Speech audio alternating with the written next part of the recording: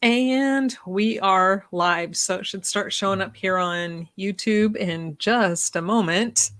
I'm going to wait until I see us live on YouTube. There we go. And we're popping up here. Okay. Hello, everybody. Catherine Michelle here, and I have Sophia with me. Hello. And hopefully we can get a couple of William is supposed to be joining us tonight. Hopefully Russell will be joining us. I invited Greg, but Sophia was saying Greg is not feeling well. So, but tonight we are going to be doing some discussions. It's basically going to be about the Kiely Rodni case. And I have a few things that I would like to say about AWP. And it's not what you guys are thinking. In fact, some of you might get a little bit angry at me, but I don't care. I just don't care. So anyway, hey, Deb, how are you? It's good to see you. Thank you for joining us. Yay, we're not alone. I said hi to her in chat. See, this time your note showed up. I know. I was a little annoyed that it didn't show up earlier. Yeah, Sophia was writing. She did write something, but it decided to go somewhere else and not make itself known. But yes, with the Kiely Rodni case, the main, well, not the main thing, but one of the things. So I'm really hoping William is going to be able to join us. Let's see, I keep forgetting I can show these comments. Yay. But I know William has been working on a timeline of the Kiely Rodni case. And so I really hope he is able to make it and go through that, because I would really like to see that. Sophia, do you have anything you'd like to say to begin with? We're just kind of shooting the breeze, waiting for William to jump on. About what anything? Go for it. Anything. I've been following the Kiely Rodni case. I've been following the Idaho for the college students. There's a lot of cases I've been following, so they're all up here. But I have screenshots too, and so if we discuss any of them, hopefully we can. Well, remember when you sent me the information on the Honda CR-V, the car that Kiely was driving, and you sent me photos? I forgot to tell you that I was out shopping this last week. Maybe it was like last week, this week. I'm surprised I remember my name. But I saw a CR-V almost exactly like her vehicle. And I went up to it and I'm looking at that back seat. And you are 1,000 times correct. When you said, you're like, I don't know how she could get back there, because the clearance between the headrest in the back and the ceiling and the area where she would have to squeeze through, according to the narrative, squeeze through to get to the back, she would have drowned before she could even get back there. So she had enough air, so I'm trying to figure out what it is they're thinking. Because if she had enough air to maneuver herself back there and still be okay, she'd get her butt out a window or out a door. But if she's supposed to be doing this in the dark, in pitch black, underwater, upside down. Upside down. There's no way in hell. No way in hell. It would be impossible. She would have drowned probably in that back seat instead of in the trunk of the car. And so, I wanted to tell you that. I was like, oh, when you sent that photo, and then I just happened to see that car, and I'm like, how are they expecting us to believe this line of BS? How? Yeah, because I timed myself, and of course I wasn't underwater. I wasn't in the water, but I was in my car. And I timed myself from the front seat, pushing it back, to getting into the back seat, trying to get into the trunk area. But our SUV, the back seats are even higher. And so there was like no way I could even get my shoulders through that area. Now our dog could squeeze and get in there. But that was only if there was like food back seat that he was trying desperately to get to. But, and then also from the driver's side to the driver's window or the passenger window, I timed myself doing that. Now, because our car does sit up pretty high, I wasn't, and I'm short, I wasn't going to go out the window because I was afraid I'd like break a hip or something. But yeah, it didn't take very long. And the thing is this is not a typical, drive off a cliff or drive off a bridge and you're hitting the water and you're sinking. Yeah. Or going off a boat ramp even. It is, and it's a decline. It's not like there's a hole and her car is going to go plunk. And yeah, her tires were actually, if I'm following this correctly because of what you have said about how the decline goes, is that her tires would have been on the sand while she's still in that water for quite a ways before she actually started floating. She would have had more than enough ample time to even roll down her window and get out, Correct. Even if it was dark. The moment she hit that water, she would have known she hit the water. Why in the world would she just go, okay, well, now I'm going to wait till I'm completely submerged, turned upside down, and then try to swim to the back where it's like almost impossible. Hey, Greg, how are you? How are you feeling, dude? So, I mean, I'm just not buying it. There's so many people who speak with such conviction saying the water was rushing in the windows and stuff. And it's like, yes, in other situations, that would be normal. The water would be rushing in if her car hit the water and there was no ground underneath it and it started to sink. But that car had to keep rolling before it got to a depth to sink. So there was plenty of time for her to exit, and it's just, I'm not buying the official narrative. I'm not laughing at you. I'm laughing. I just read it. Oh, Greg. Oh. Try a MS. What's that? What's a MS? Oh, I think he just made a mistake. I know, it's deleted. He's too sick. He's like, try something.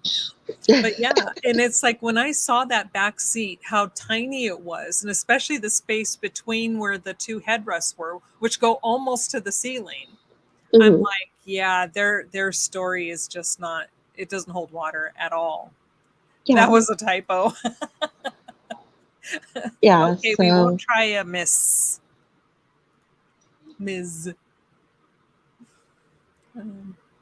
So yeah, that was once I realized that it was just a decline and it wasn't going to sink immediately the minute it hit the water, like this forest fire webcam was indicating that it did. And I'm like, no. Especially if you haven't seen that video. It's misleading because you don't recognize the car. You can't see her driving it. And you don't actually see it hit the water. Well, then it's invisible. There's nothing there. There's of no use. What good is it? Because if you can't even prove it's her vehicle, why are they even mentioning it? Because one person overlaid like a daytime scene to it. And supposedly it shows a car hitting the water. And people are like, well, her car is the only car that was ever pulled out across her lake. So it has to be her car that hit the water. But if you keep watching that video, 2 other vehicles within the next hour supposedly go into the water too. So with that logic, there should be 3 cars. Yeah. Yeah, unless this person is a professional and that's their job, what in the world is he doing? I guess I'll have to watch it because it's ridiculous. It doesn't make any sense at all. Yeah, and it's just, it doesn't, their logic is emotional. It's not real logic. And many people are like, oh my gosh, when I saw her car hit the water, it's like, you didn't see crap. Your mind is imagining things. But Yeah. anyway, yeah, it's emotional, not factual, is what Deb said. And it's absolutely correct. So. Yeah. Okay. Oh, it finally popped up. So yes, emotional and factual. It's the entire case is just insanity. However, and we've talked about this too. It's like, are the police not releasing information because they truly are still investigating? Or are they not releasing information because they're not investigating, but if they close it, then they have to release info based on FOIAs, and they don't want people to be ripping apart their investigation. So to keep it all under the, close to the vest for them so they never have to release it, are they going to keep it open? I mean, if I was them at this point, I'd keep it open. After everything that they've done. It's almost as bad as the David Crowley case, to be honest. I mean, even debatably worse. Yeah. Just because there's so many problems with their investigation. I mean, you can't even really call it an investigation. Like, this happened. Well, where's your proof? They have nothing. They don't. I mean, it's less follow through than all those detectives they had on the Crowley case. It's just, it's bogus. They know there's nothing. They know somebody had to have done it. Like, how does she get in the back seat?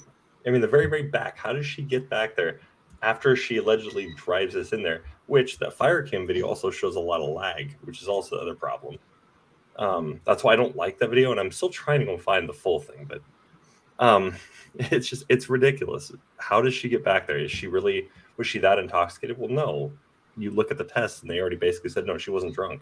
This is more off, or this looks more like decomp fluid. And that's it. Just everything from decomp. That's where the ethanol comes from. Well, and even the autopsy reports state that, and that's the thing. That's one of the things. I don't know. It irks me when people don't pay attention. And in the reports, it states that the alcohol level, the ethanol in our system, is based on decomp.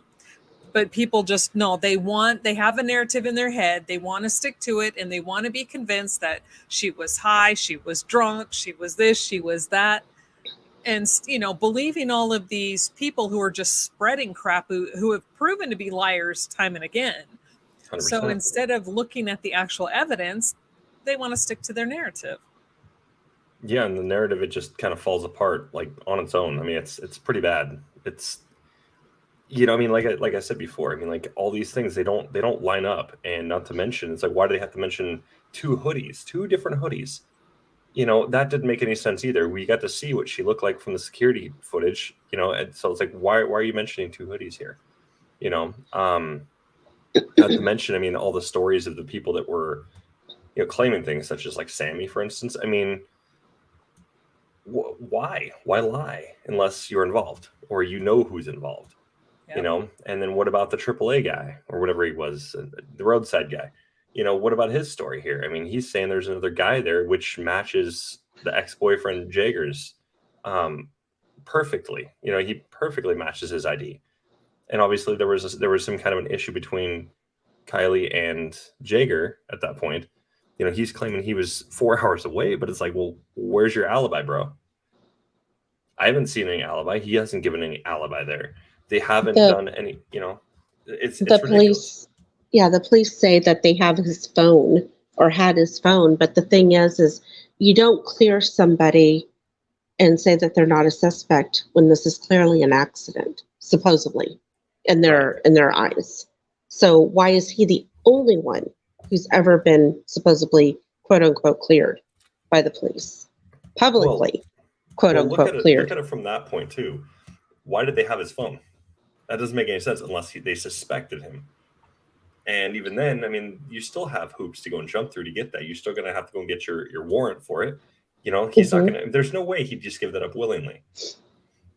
And the thing is just because his phone is at 4 hours away doesn't mean his body is 4 hours away. I was just going to say that because there are times when, because I know they track our phones. I keep telling people, They look at you through your cameras and your phones. They listen to you with the microphones, and they track you via, the GPS.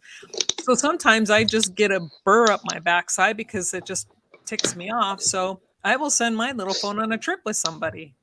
And who's to say that didn't happen with this phone? Unless they have visual proof that this young man was someplace else outside of the realm of where Kiely was, then I don't see how they could quote unquote rule him out. 100%. And he has actually admitted in the very beginning that he was at this party. Mm-hmm. And then later he's like, no, I was 4 hours away. I was fishing or whatever he was doing with his dad. So, yeah. I mean, it's like. It's ridiculous because 4 hours away, I mean, why would you, seriously, night fishing? It's like, okay, buddy, I've seen how you fish. I've seen your Instagram. You're not that good, dude. I'm sorry. and even then, I mean, granted, night fishing, I don't know a whole lot of people even do that anyways, but it's the whole point that it's like, you look at his Instagram, that almost seems like that was just put there just to kind of cover his butt. Like it was put almost front and center for that reason. Yeah, and night fishing, it's a whole different ball game than day fishing. You have to use different baits. You have to know where you're going. You have to know if they're a fisher. My son is a big fisher. It's all confusing to me, but I know with that part, it's a totally different than fishing by day. And so, yeah, I wouldn't buy it either. So, William, do you by any chance have your timeline available? Because I really wanted you to go through all your hard work that you've done. Sure. I actually have to edit some of the stuff out anyways, because one of my viewers actually noted that there's a part of it where, like, for instance, the security cam footage, they got photos and all this of the place where she actually was at. And so it's some kind of like, it's like a deli market or something like this. It's where she was actually at. I thought that she was actually over at like Maryland's Catwalk, I think it was. Because a lot of it seemed to match up there too. So I was like, okay, well, listen. And she's like, no. Very adamant, showing all sorts of things. I'm like, all right, I'll bite. This seems all right. Seems legit. So yeah, let me grab that for you. I'll send it to your email real quick. I would double check to make sure that photo is legit. Which photo? The one from the security cam. Trying to see if there's a way for me to let you share your screen. I don't know if I can do that. I don't know enough about StreamYard. Darn it.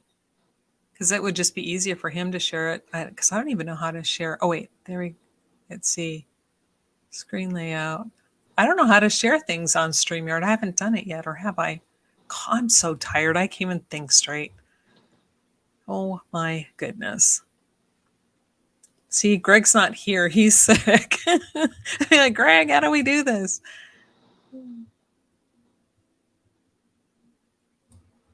I just sent it to you, so. Oh, there it is. Okay. Yeah, I still need to go and update a little bit on this. There's some stuff that does need to definitely be updated. Okay. So, well, as soon as, yeah, I'm opening it. Okay. Now, wait, where are we?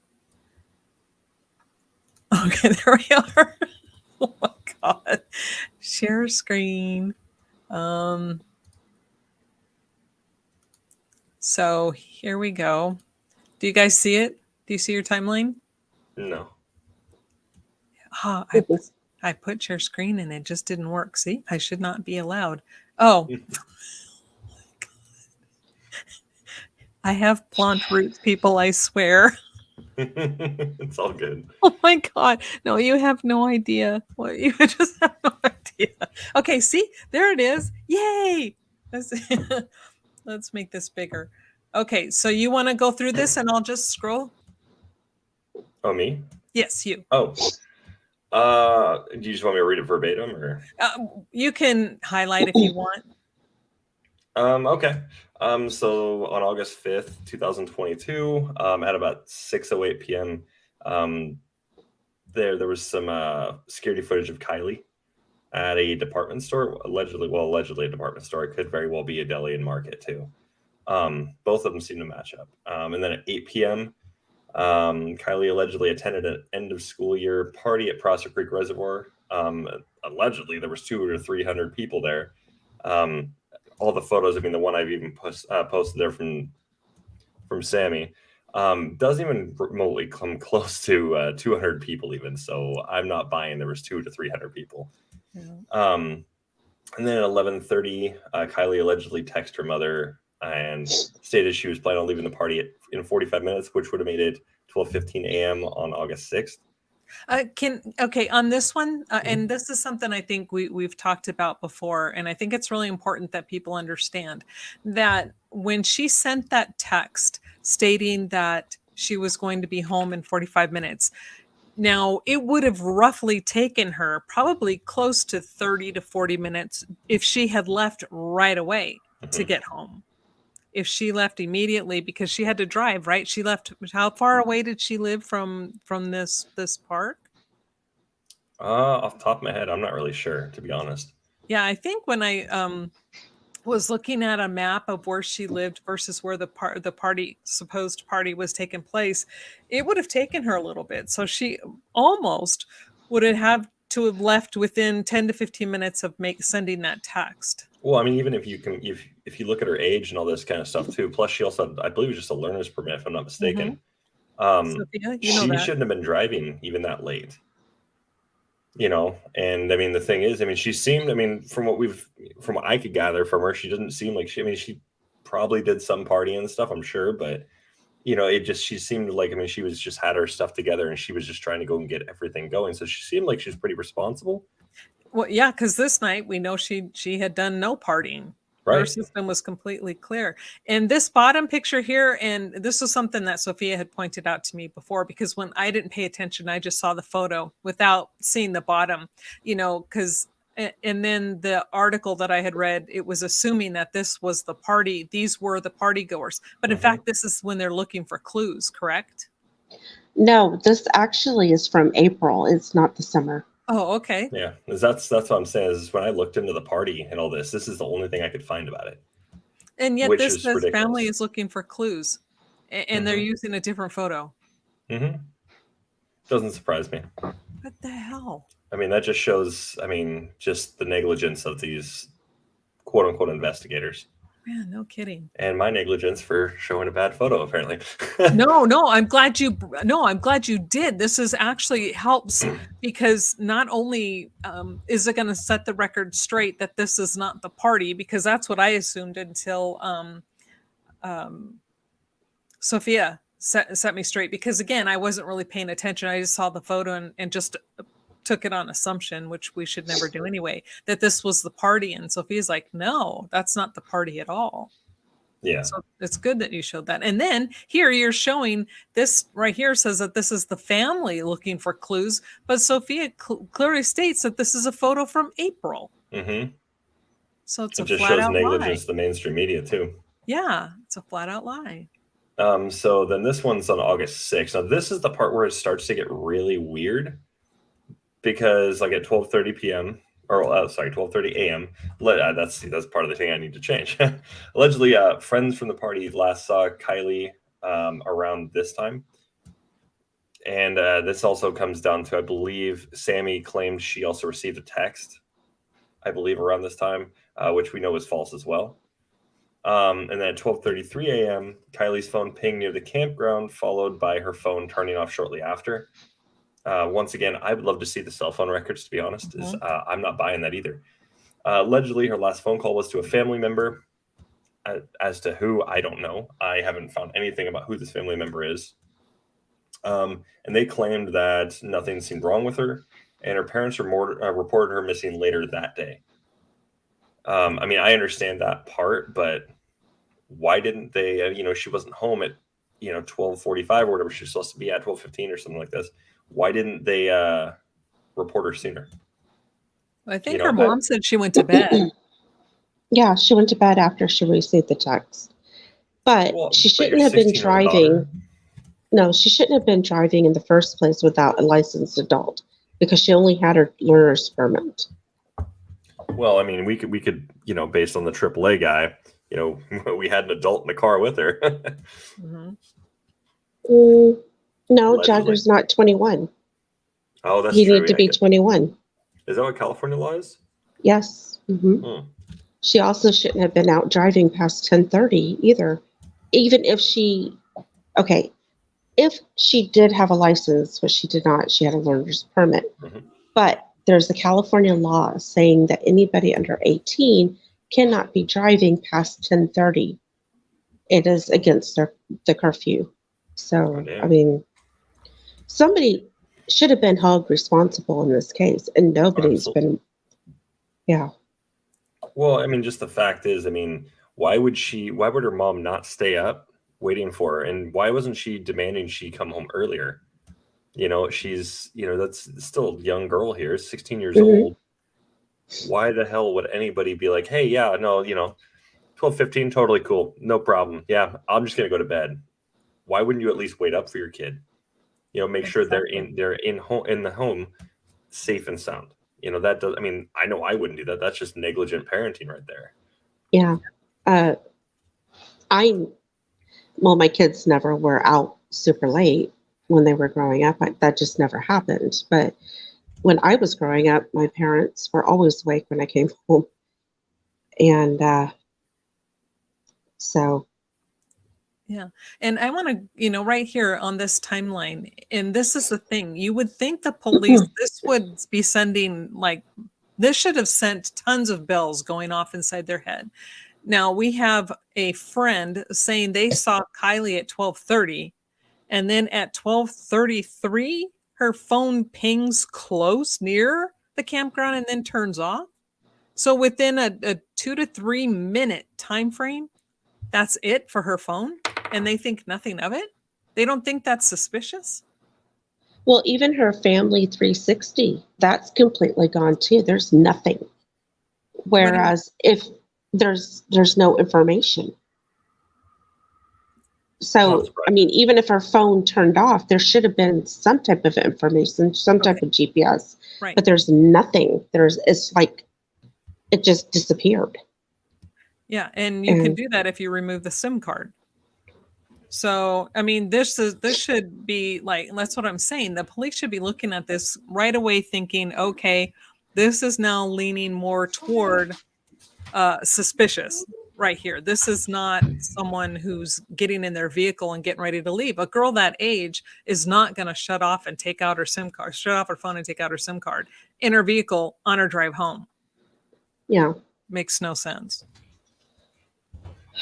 Among other things in this case, of course. William, have you found any information leading up to before she disappeared? Like in the days leading up? I haven't yet. I'm still combing through all sorts of stuff, Instagram and everything else. I'm still combing through everything. Do we even know if she was at this party? I don't believe she was personally. Yeah. I mean, even if she was in that area, it's still the fact that we get all sorts of different statements. I mean, if I'm not mistaken, I believe Sammy was, if I'm not mistaken, I think it's Sammy who said this, said that she was, Kiely was in an argument with another female at the party as well. But the thing is well, where's the proof this party even existed? We don't even know that this party actually existed. There's nothing, I can't find anything about it, and so that right there just screams, that's a huge red flag. We can't find anything about those parties. I mean, who hasn't been able to go and find anything about high school parties and stuff, when they were in high school? It doesn't take much. That's all over social media. You scour through all these pages and stuff of these people that she allegedly knew. There's nothing. Exactly. And then, back when, I graduated a long time ago, but even back then when we had to have real cameras, but they didn't even have disposables yet. But, we took a ton of photos for our senior class parties and stuff like this. And here you have supposedly 200 to 300 kids at this party, and there is not one photo from 200 or 300 kids. Yeah, well, especially in the age of social media where everybody's taking selfies and all that, there's nothing. So that's just, right now, you can just look at it from that, and that's more than enough at this point. Just due to, the generation that this party is allegedly all full of, right? This is a generation that's what they do. And there's nothing. There's another red flag. But, of course, these police officers that are involved in this case, they're just completely incompetent. Seems like it. So after that, then on August 7th, we get Placer County Sheriff's Office established a tip line for Kiely. I'm not really sure what to make of that part, because that part seems a little weird. Why would there be a tip line? I mean, like a whole day later after. I mean, but at the same time, like it's like they're already making assumptions about this case. They're already trying to go and basically, okay, well, if you've seen her, let us know. So it's like, are they assuming she was trafficked? And why would they just assume automatically she was trafficked, or that she was kidnapped, or that whatever? Why are they just making those assumptions right off the bat? They don't have anything at this point. I mean, if they would have just went off of Sammy, that was easy to find that she was just lying right off the bat. Mm-hmm. Going off of Jagger, he's completely suspicious. And then you go off of, you go off all these different things. Who was at the party? That's all they had to have asked. They would have said, okay, there's something off here.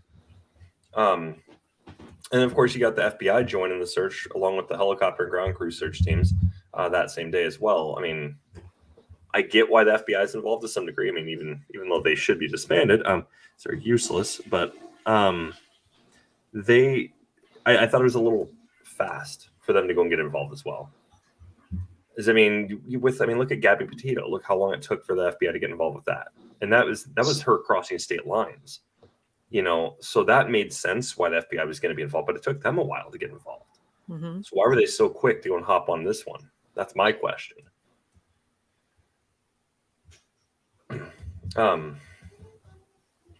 then so on August 8th, then the Placer County Sheriff's Office coordinated with California Highway Patrol, Truckee Police Department, FBI, and Nevada County Sheriff's Office as they searched for Kiely. Air operations crew flew over the I-80 corridor between Donner Summit and the Nevada state line. Searched around the Prosser Lake area, obviously not so well. From the helicopter, they would have seen it. This is ridiculous. Mm-hmm. Kiely's disappearance was being investigated as a possible abduction. Once again, where's the proof of this? There's nothing leading into that assumption at all, because authorities have been unable to locate her vehicle in the initial search effort. They flew over the lake and they didn't see it. This is ridiculous. This just blew my mind when I saw that. Yeah. You can see it. Sophia pointed it out early on to me, and I was like, wow, really? That's really? My photo. How can they not see it? So it's just ridiculous. And that's the thing. This isn't the only photo you can see that in. There's plenty of them when they go over when they aerial photos. But this is very, very clear. There's two different dates. I think August 18th and August 16th, both times where the news is out there and they pan across, and you could see her vehicle right there in the water.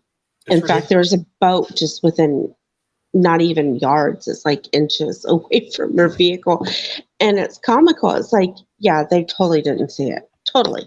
Well, and see, here's the part I have actually started to kind of theorize some things here, because you have Adventures with Purpose that came into the picture, and all of a sudden they find it just automatically. It was pretty obvious where it was at. Mm-hmm. Seriously, like I was dumbfounded, like how easy this would have been to spot. And the thing is, I'm not saying that they're necessarily involved. I've got some theories about it, but I'm a little suspicious of them at this point. Mm-hmm. Just because it's like, okay, well, why did they get involved so quick with this? As I've looked at how quick they get involved with some of these cases, and this was peculiar, in my opinion. It seemed like they were getting on. It seemed to be after there was a lot of assumptions that she was just like, they're just like, oh, she's gone, she's been abducted.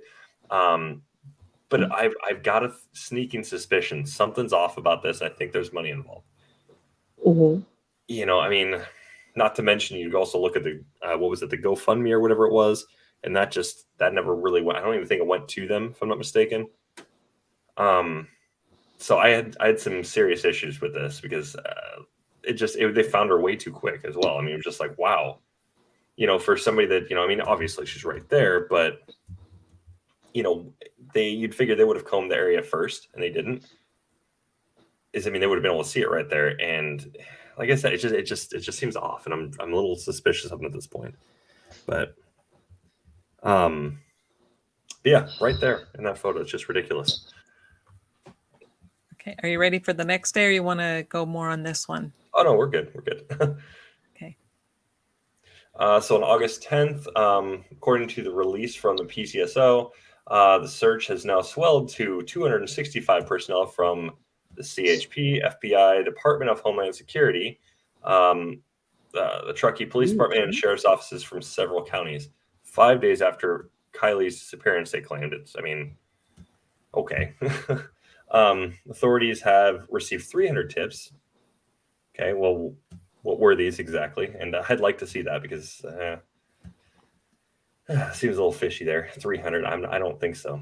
And have expended more than 4,600 personnel hours in an attempt to find her. And if you look at that, that's about 5 to 6 hours a day for 3 days for 265 employees each. I don't know. I'm not buying it. I want to know why DHS was there. That too. That doesn't make any sense either. That's suspect for a young girl who's just gone missing. Right. Well, I mean, like it's our government involved, and our government, our government's involved in a lot of shady things. I mean, that's why I'm questioning it, because how often do you hear about DHS getting involved in anybody's disappearance? Well, there's that, but why would they have to be involved in this case? It makes zero sense. Because it's a federal park. And so I guess that would make sense. And it's also because they were concerned that she was abducted, human trafficking. So there's two different things going on there. Yeah. But supposedly that's why they were involved, but I don't know if they actually were. Well, I mean, like my big thing here is I'd want to go and see how long does it take for DHS to get involved in other cases that take place in these federal lands. Mm-hmm. I've got a sneaking suspicion they don't hop on this quick. It seems a little fishy to me. Well, and even with cases of supposed rescued, endangered children, I mean, it took them years to even begin to look at something. And now all of a sudden they're there within a couple days. Well, especially, I mean, you guys are probably both familiar with the missing 411 and all this. Mm-hmm. How often do we hear about DHS getting involved in those cases? Never. My point. Never. Exactly. It's ridiculous. It's like, well, why aren't they getting involved in these? How often does the FBI get involved? I think in only a couple of them they got involved. Yeah, and that's one of those 411s, remember, it was a little boy, like a little 3-year-old boy. Right. Mm-hmm. And the FBI and DHS sure didn't bother to help with that. Right. So why is that? I mean, why are they getting involved in this but not in those? And there was quite a few of those. Those were on federal land. Yep. So why aren't they getting involved? And that's the problem I always have with this, because when our government gets involved in things like this, I mean, look at all the things our government's done. We got Operation, was it Fast and Furious? You had all sorts of other things. I mean, leading up to 9/11, all these other things that our government's done, and yet nobody's going to go and think, okay, why are you not involved in these ones? You have just the public, just general public is just not interested in looking at it. But the other part, like I said, about this is the fact that it's the hours they put into this. They're really trying so hard, 5 to 6 hours a day on average, per employee. If you really just weigh it out that way, you're going to have others. I mean, obviously it's not going to be everybody there. It was 5 to 6 hours, but that just seems a bit excessive. To some degree, but at the same time, like with that many hours and you couldn't find her right there in plain sight, And do you know why the Placer County Office of Emergency Services was involved? I have no idea why they were. Washoe County. Okay, I know that's the California Central Intelligence Center. Another one. Why? Yeah, this doesn't make sense. These people involved make no sense. Mm-hmm. I mean, like I said, I agree with Sophia. I mean, you got the DHS and FBI. Sure, great. That makes sense why they're there. But why weren't they involved in these other cases then? Yeah. That's the part I have a problem with. It means as far as I'm concerned, that just means there's something else going on here. Somebody called them. That's true. Somebody pulled strings. Mm-hmm. I mean, you look at how, what's that movie? The one with, Oh man, what is that movie? It was a horror movie. It was kind of like it was like Aliens or whatever, but it was Body Snatchers, wasn't it? I think just like everybody just like super just like tight knit, trying to cover everybody's butts. Bad people. That's it. That's it. That is because I've been saying that's what this place is. It's like it totally children of the corn, bad people. Yeah, I mean I went and followed up on directly what you're saying. It's just like you look at everything about that town. I mean, it's straight up. I mean, I've actually got a pretty good example too. Is you can look at what was that show? Sons of Anarchy. There was a town in there that was just so corrupt. And all the corrupt people were just protecting each other. They'd bring more corrupt people in to go and help protect. And it's like, wait, was that based on this town here? I'm starting to go and suspect this. Maybe somebody caught on early. So was this the actual sweatshirt she was wearing? Well, there's two sweaters or hoodies that they are claiming she possibly could have been wearing. They said there was this one, and then they had the other one that says what was it, like oops or something like this? Yeah, it's a white one. Oh, this one. There it is, Odd Future. That's what it was. And that's the thing. Why are they posting these out there? I mean, it's obvious she wasn't abducted. We don't even know about the party. I mean, we don't have any proof of the party. So why are they bringing this out there? It seems like they're just trying to go and draw, keep the tension focused on, oh no, this is totally, she was abducted. She was abducted. She was abducted. I don't see how they could even come to that conclusion, honestly. It didn't make any sense because there was what proof do we have of that? There's nothing because we have no proof of this party. I mean, I don't know. It just doesn't seem like there's anything there for it. Well, why didn't they actually search the water for her car? The whole time that they were searching, they were looking for cell phones. Right. I mean, this is legit what they said to Judy Ron when he called, and Tyler Freer or something like that, I don't know.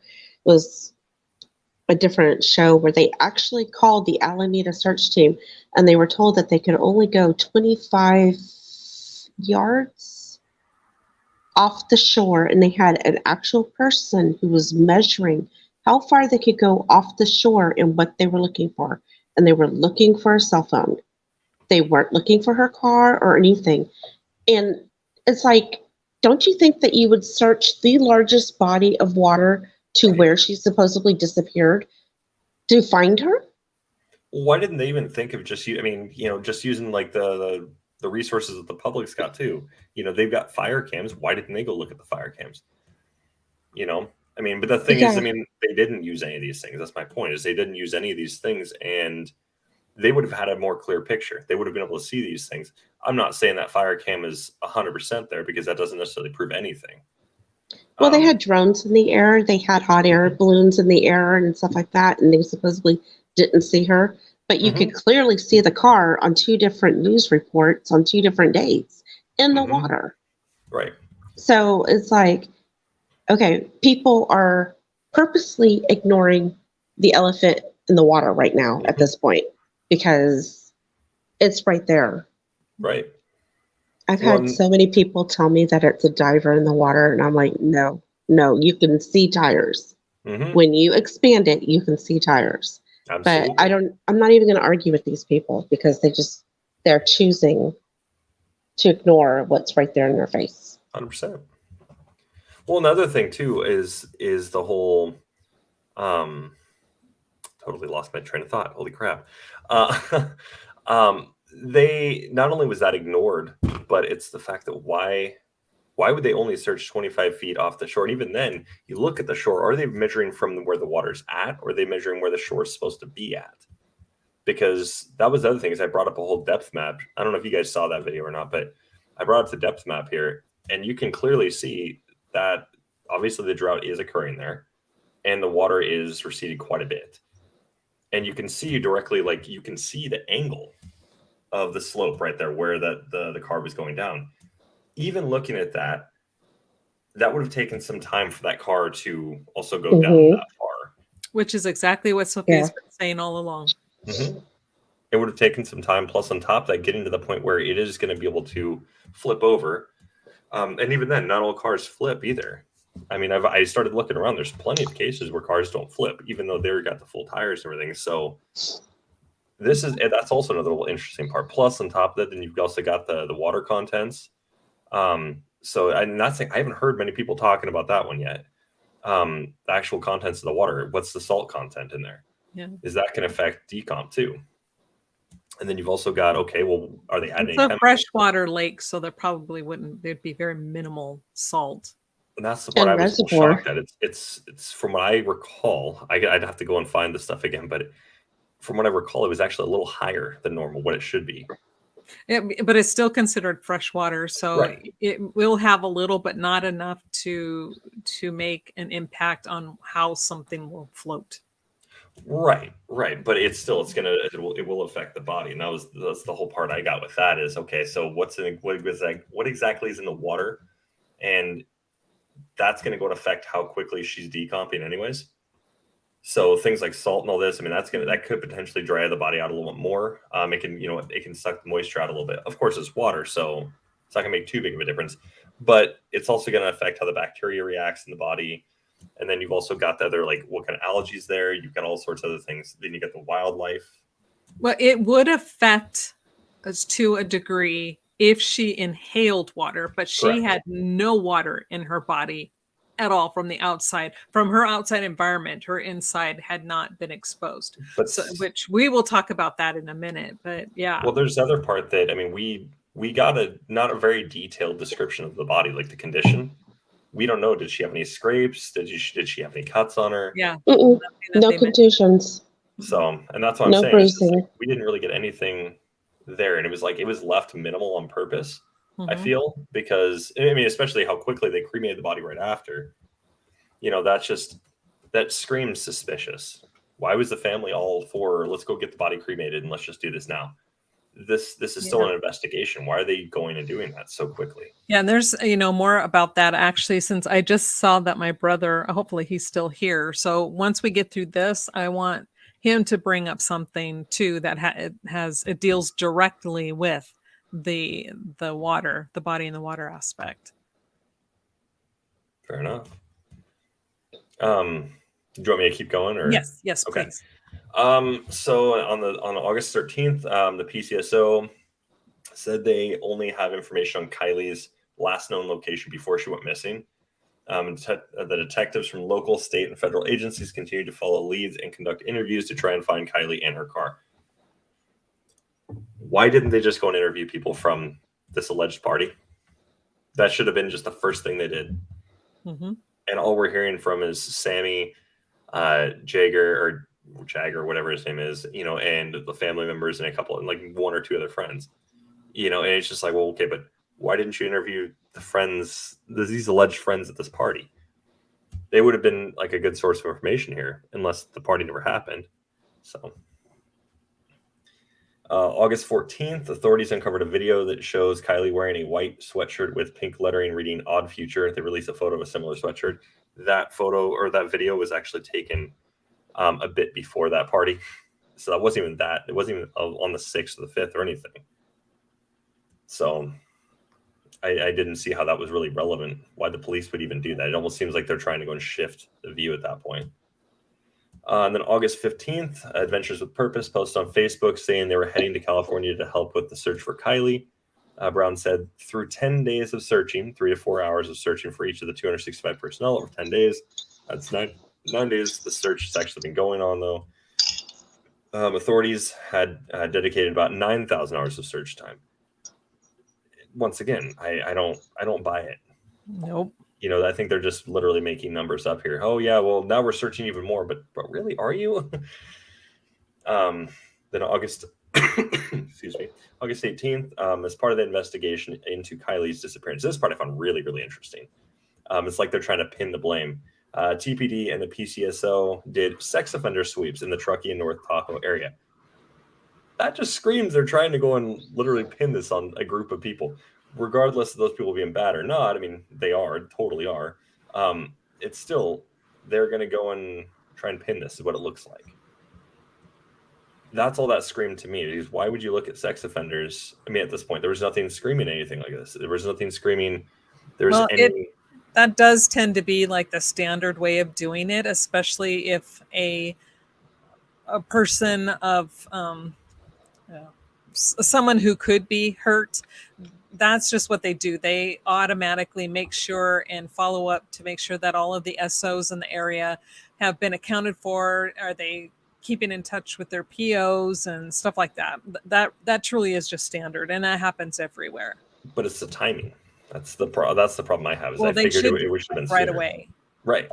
Yeah. I mean, I figured it should have been at least a little sooner. This is getting towards the time when they're finding her too. So, well, AWP finds her. Okay, I see what you're saying. And then you got August 20th, AWP began their search. And then on the 21st at 12:30 p.m., AWP posted on Facebook saying they found Kiely in her car in 14 feet of water in the Prosser Creek Reservoir, 55 feet from the shore. It's not 55 feet from the shore either. I was looking at that. It wasn't. Where it was found directly, it was actually, if I'm not mistaken, I believe it was even more shallow than that. Like, it was actually close to the shore. Even if you look at that photo, that looked a lot less than 55 feet from the shore. They said they notified the family and law enforcement on their way. AWP said it found the vehicle within about 35 minutes deploying boats in the water. I'm surprised they didn't find it sooner. But remember, they said it took them a while because they were told not to search the areas that were already searched. And then after a while, they said, forget it. They went back. Yeah, I actually hadn't heard that part. Oh, so okay. Yeah, that was what I heard from, I think his name is Doug, the guy with the long beard. Mm-hmm. Yeah. What happened? He was saying that when they got there, they were told, you don't have to search this section. We've already got this covered. Mm-hmm. We did this. So they went somewhere else, and they finally said, you know what? We really want to go do it ourselves, and we want to clear that. And that's when they found her. Yes, well, they should have found her sooner. Oh, yeah. That sounds like they would have been able to find her in 5 minutes, probably just looking off the shore. Yeah, exactly. And then at 5 p.m., PCSO said they were notified by AWP and had not yet confirmed the identity of the person in the vehicle. PCO said the figure had eclipsed 19,000 hours now at this point. Right. 4 to 5 hours of searching for the 265 personnel for 16 days, and that's by their count. Okay. And then, of course, there's the Alder Hill fire camera captured what appears to be Rodney's vehicle as it went in the reservoir and submerged. Once again, there's a lot of lag too, and you did bring up a good point. I have heard that and seen a couple of videos where it shows other vehicles that appear to be doing the same thing. So it's really hard to say, is this it or is this not? And then found this image here, which shows apparently this is everything we know about the vehicle itself. Well, her vehicle, that her front passenger side window was broken. And then the driver's rear side window was halfway down. But once again, no, the window wasn't broken. It was down. There was no glass until they flipped the car. Okay, and so that's when a window broke. Okay. No, but the passenger window was already down before, and it wasn't broken. There was no glass. Interesting. So I don't know who did that, but that's this incorrect. I found directly from an article. I'll have to go get the article and probably have to leave a comment if they'll allow me. Yeah, they're wrong. That's incorrect. But the big thing to take from this is also it's this the body was found in the back seat. Well, the seats were up. So how did her body get back there? That's not even the back seat. That's the cargo. Right. Yeah, there's no seats whatsoever back there. And this is a perfect example of what we were talking about before you joined us, William. And this, because Sophia had told me and showed me how small this car was. And then I actually saw a CRV that was very similar to Kiely's car here where I'm at. So I went up to it and I was looking inside. And these headrests are extremely close to the top. Yeah. The space in between here is very small here. And the headrest. So how would a girl who's panicking, instead of going out a window that's open, fight her way through upside down and upside down in the dark? It would be almost impossible. And that's what I was trying to tell Sophia, with the way this was and the minimal amount of space between this headrest and the roof of the car, if their scenario were true, Her body should have been in here. Right. Not here. Right. And even then, I mean, her car didn't flip initially. It just went in apparently. You know, Yeah. I mean, that's from what I gathered from AWP was that it was like driven in, and then it just basically started doing its sinking thing eventually and all this. But it took time. Yes. So and it floated for quite a while. You know what I mean? It floated for what she would have been able to get out. Right. I mean, cars are usually going to float. I believe I got the exact, I'm not sure if I posted on here, but I believe it's about 120 seconds. And that's with no doors open or anything like this. You open doors, it's just going to be almost instantaneous. Yeah, and a lot of people are saying, oh no, it would have sank, within seconds because the windows were open. But what they don't, and they refuse to see, and they don't understand, is the fact that it's a decline. I've said this in the beginning of the show.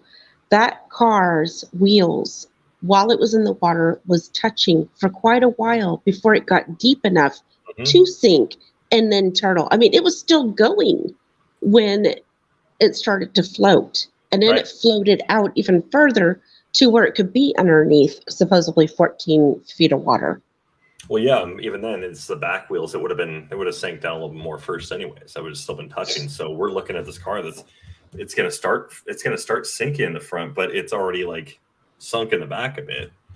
So, and not to mention, I mean, you got to also look at like the soil and stuff. That car would have been probably going into like some soil and stuff. It would have been sinking actually from that anyways, just from the weight of the back wheels and all this. But yeah, take a little note on that too in the cargo volume right there, because you look at that's only like 37.2 inches. You look at her height; she's 65 inches. She would have been cramped. Very cramped. Very, very cramped. So that kind of struck me. So I had to go and look. I was like, which kind of model is this exactly? We know it's a CRV, but there's a couple of different models of the CRV. And I looked into it, and this basic one. It is the which one? It's got the list up there, I believe. Yeah, the LX. Yeah, because the other ones, I mean, it's like the weight was different too, not by much, but there was definitely a little bit extra weight and all this. But I started looking around, and the other two, there was I think it was a feature on the back, if I'm not mistaken, on the trunk. That's where it was different. It was only for the LX. The EX and EXL didn't have it. So see, I had the EX when I had the EX for like 5 years, and ours had a moonroof, and so that was a huge hot debate, was whether or not it had like a moonroof / sunroof kind of thing. This one right here, and we did find out that it was the LX in not the middle of the line. So right. Before we go on, I just want to make one note since we have the visual here. Is if you remember who was it? Was it Nick that went in the water and found her? Right? Nick the diver. So when Nick came up and he said, it looks suspicious. Now that makes sense to me. When I see how small this area is and the size of her, how tall she was, so the way her body was placed, no wonder he said it looks suspicious. 100%. And then on August 22nd, the NCSO said in a press conference they recovered a car from Prosser Creek Reservoir, and they believed it was Kiely's body inside, but they were not able to positively confirm it. And of course, the Rodney Nyman family released a statement. I didn't want to go and put that in there because honestly, the statement was very long, convoluted, and it honestly had no relevance to the case as far as I was concerned. I mean, unless they're involved, and then you can always go and, of course, start questioning about what's being said and if something's being said too much. But I didn't see anything really in there that was like screaming, oh, this is suspicious here. So on August 23rd, NCSO said an autopsy was conducted and confirmed that the person found in Prosser Creek Reservoir was indeed Kiely. And they also, they gave their condolences in a Facebook post. And then they said the toxicology report would likely take 4 to 6 weeks, according to the PCSO. And that's because only reason really is because they literally sent it to Chicago or something like this. It does take that long, believe it or not. Even when I was visiting my friend in the Sacramento County Medical Examiner's office, when I would look at the tox reports from the date sent out till the day they came in, 4 to 6 weeks was average. Well, I know it can take a while, but it's just like I don't understand why they send it out to Chicago. Yeah, that doesn't make sense. Versus just using it faster. I don't know. Well, and that's the thing. I started looking at that, and I don't think so. Chicago's got so much stuff going on all the time, so much homicide. I mean, it's like, yeah, they're not going to have the time.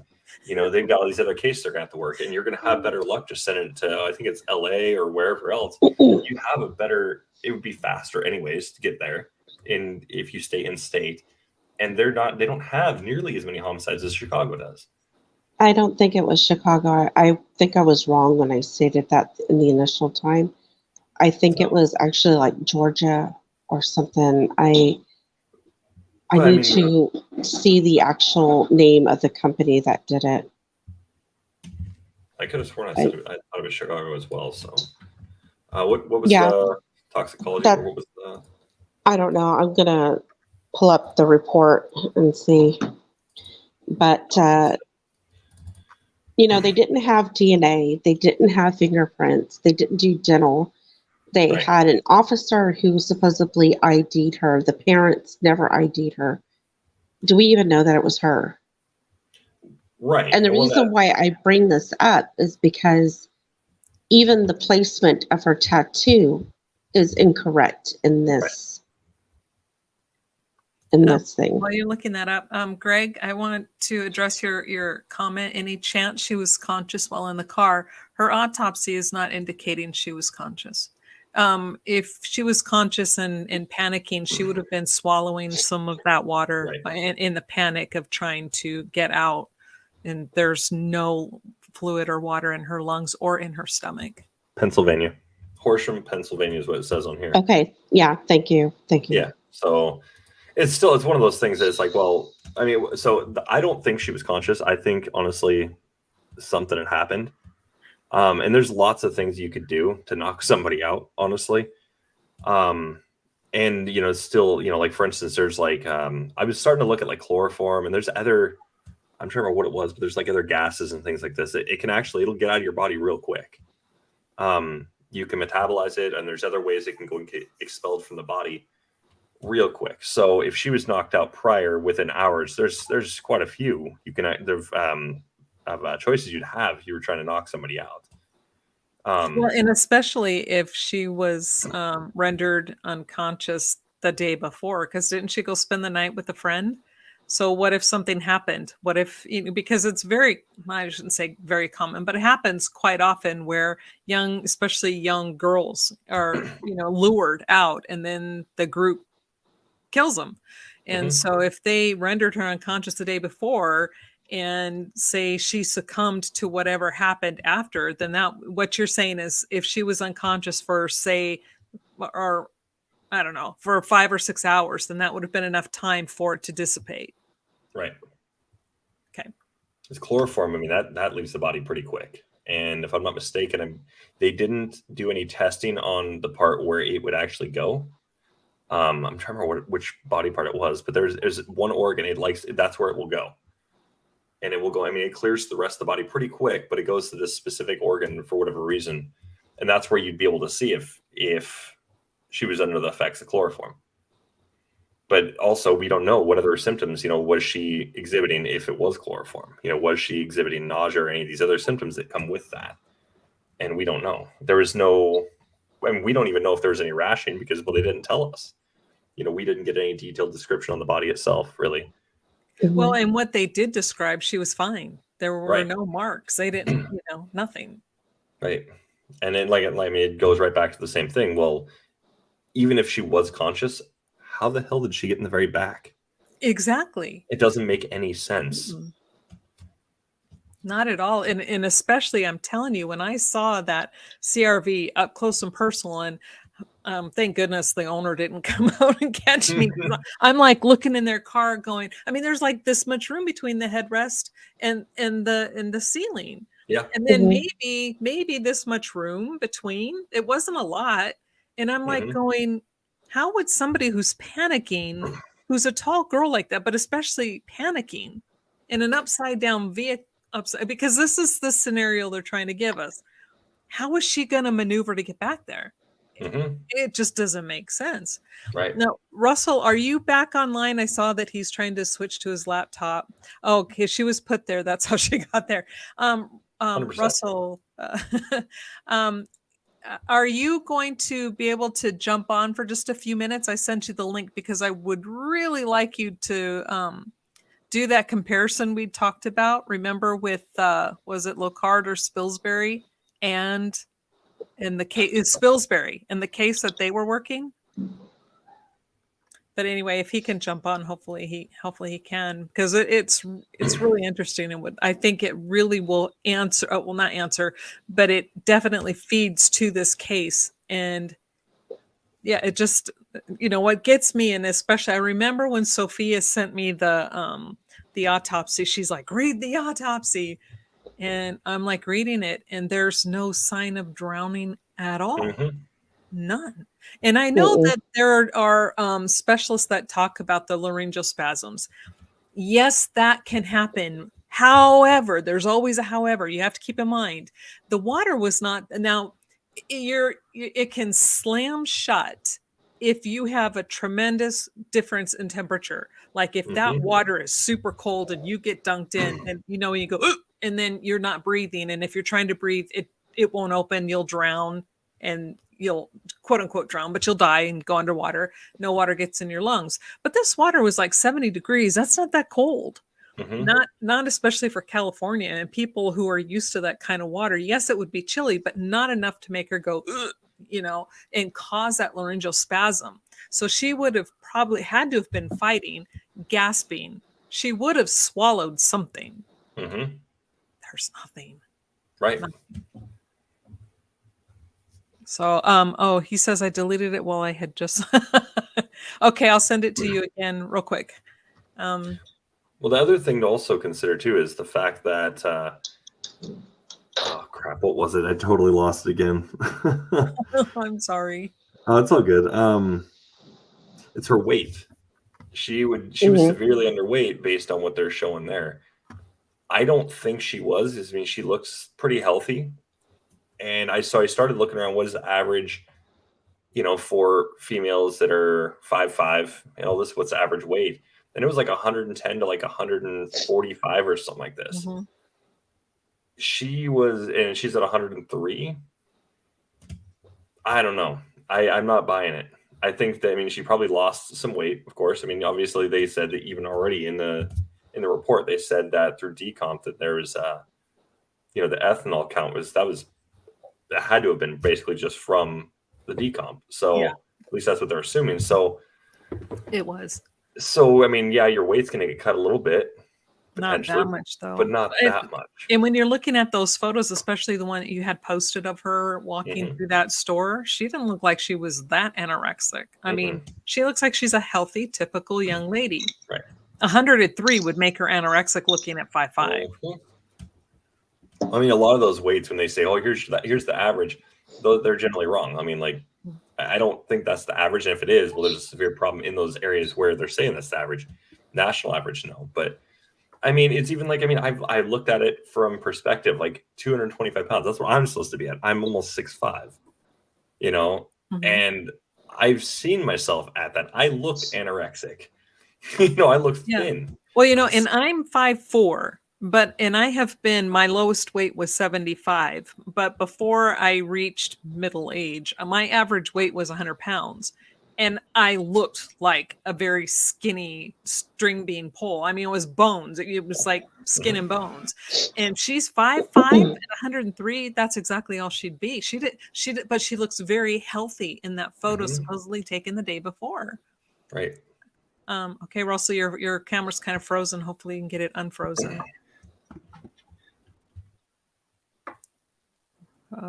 Russell, do you need to log out and log back in? Okay, there you are. Okay, I think you're unfrozen, no. Russell. Your internet connection is going to be a little slow, but can you talk and see if it works? Everybody going in and out. Okay, it's your connection, but I can hear you. Okay, there you are. Okay, I can see you now perfectly. Welcome to the Philippines. Okay, so while you still have this brief good connection, can you please explain? Philippines. Yeah, and can you please explain that that experiment that Spilsbury did that actually matches up with the Kiely case?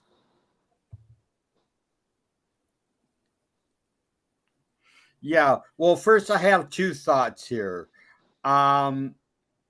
There's only two ways that person could be dead and there is no water found in the lungs.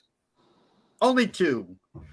And Occam's razor, which is one of my favorite, simple, all things being considered, all things being equal, the simplest is the correct.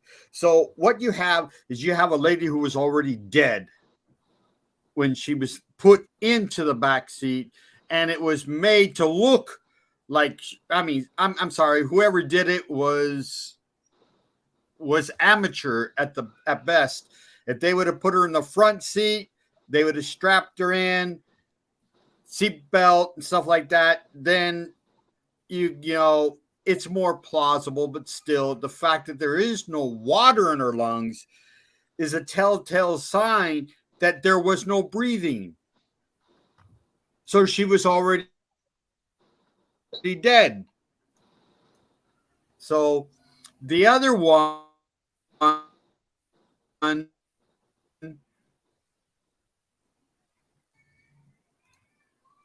okay, I think we lost you again. Okay, the other one, what? Hello. Okay, sir? Yeah. Go ahead with the other one is where it dropped off.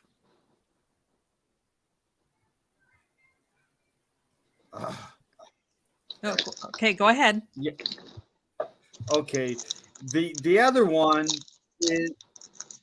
is what is a case that is referred to the Birds in the Bath murder case. And this was done, the investigation was done by Sir Spilsbury. He would be arguably considered the father of forensic pathology. And they had a lady, they had three ladies, but the last lady, they found her submerged in a bathtub. Autopsy. There's no water in her lungs. Surprise, surprise. Okay. Everything that you would find associated with a drowning was not present. And of course, here you have the guy who committed the crime, will be later on convicted of it, but he committed the crime, said, oh, I think because she had a seizure, she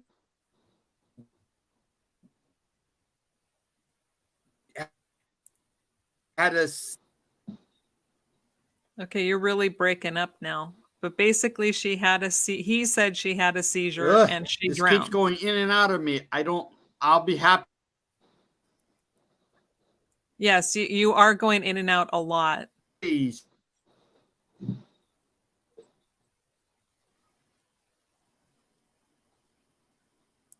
Okay.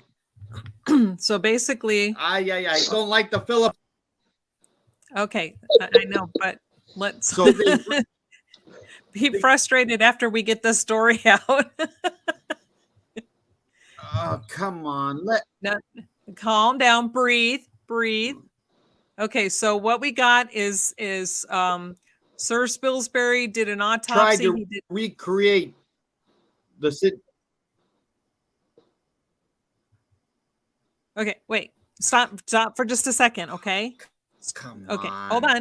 hold on. Damn Stop. No, damn it. It's okay. Stop. What we have heard, just so you know where we left off, is that Sir Spilsbury was doing an autopsy. He didn't see signs of drowning. The husband stated that he thinks she had a seizure and drowned in the tub. That's where we left off. The yeah,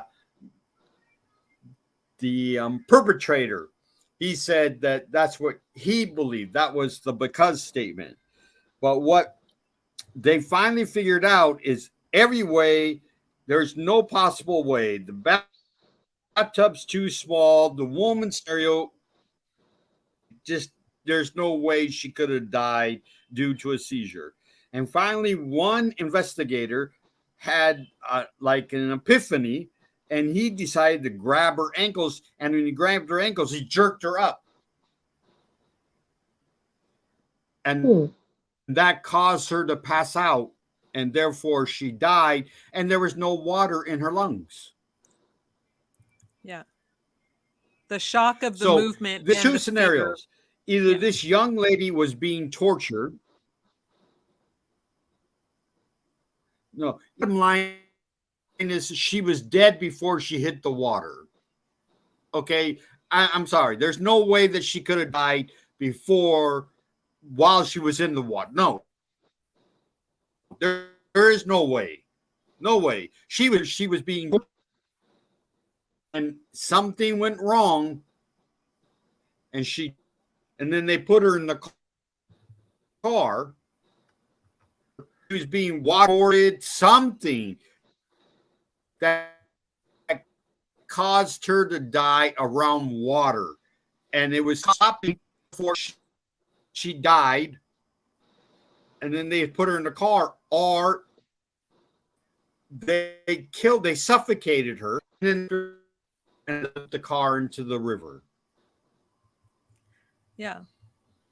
Yeah, because only two options, people.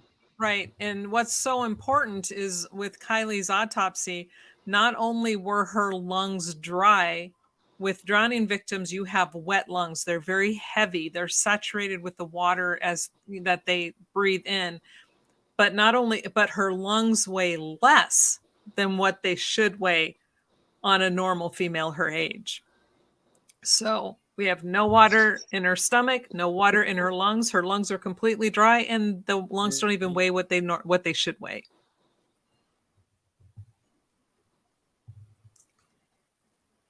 Okay, Russell, you froze again. But, that's what I thought, and that's what I found really interesting about this was when I was reading up on Sir Spilsbury, which is what Russell, this instance he's talking about.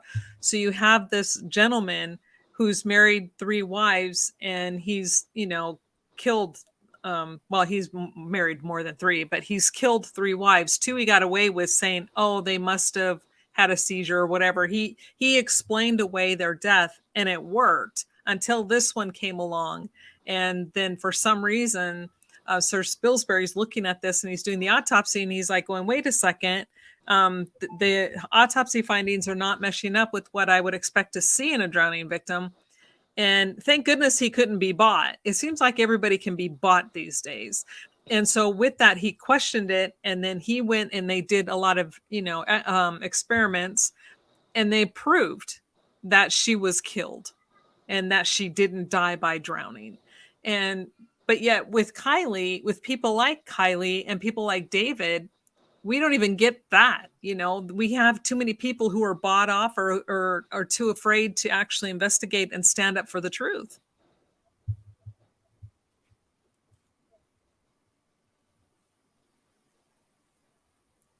Silence. No, I mean, I don't know what else to say, because but the bottom line, that woman was dead. Yeah, she was, yeah. Occam's razor tells us she was dead before she hit the water. And what were you going to say, Sophia? No, I mean, this case. She was dead. You can sit here and speculate all you want. Mm-hmm. But the evidence points to the fact that before she hit the water. Yep. And you know that once you see the autopsy and everything, that she was dead before she hit the water. And then you're like, okay, well, did she die days afterwards? Did she die that night? Did she die before that night? Because we have no proof of her existence at that party. We don't know I mean, we don't have any photos leading up to that day. And it's just crazy. It's like, how long was that vehicle in the water? Was it even there the first week? Or was it there? That's fact. So, okay. First of all,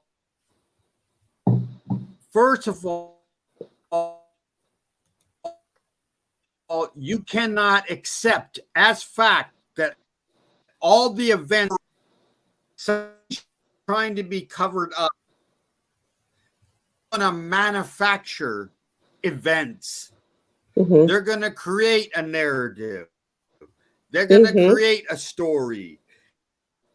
And what happened without investigating. So you have to make the assumption that all the facts you think that is factual here, and there's no escaping it, is she was dead before she hit the water. Yeah. That is factual. The evidence points to that. It's very clear. We could sit there and over how, when, where, how much time, and plus she had to have been dead recently, because if she would have been dead for hours or whatever, she was killed. Oh, you are breaking up so bad, and it would be nice to hear you. All without any decomps is if it was preserved. I think that's going to.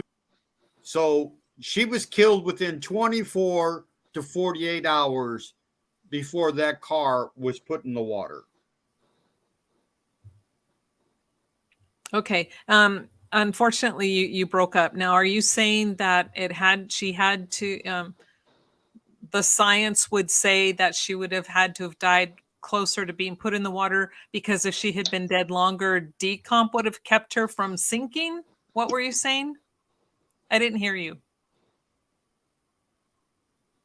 No.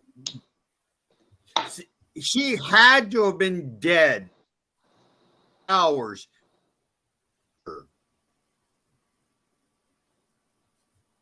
God, your connection sucks. Can you hang up and try again?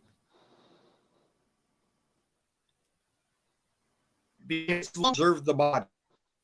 Russell, we are only hearing one out of every 15, 20 words. Can you hang up and try again? Me. Yeah, I will. Okay, yeah, because it would be nice to hear what you're saying.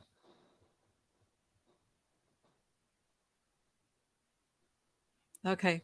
Yeah, what was war? So she was alive at least up until the 17th. I don't know. I guess maybe if Russell can come back, he can explain what he was saying. I don't know. If it was even her. Yeah. I'm not convinced it is her. I mean, it's possible too, because it can take a while for air to escape.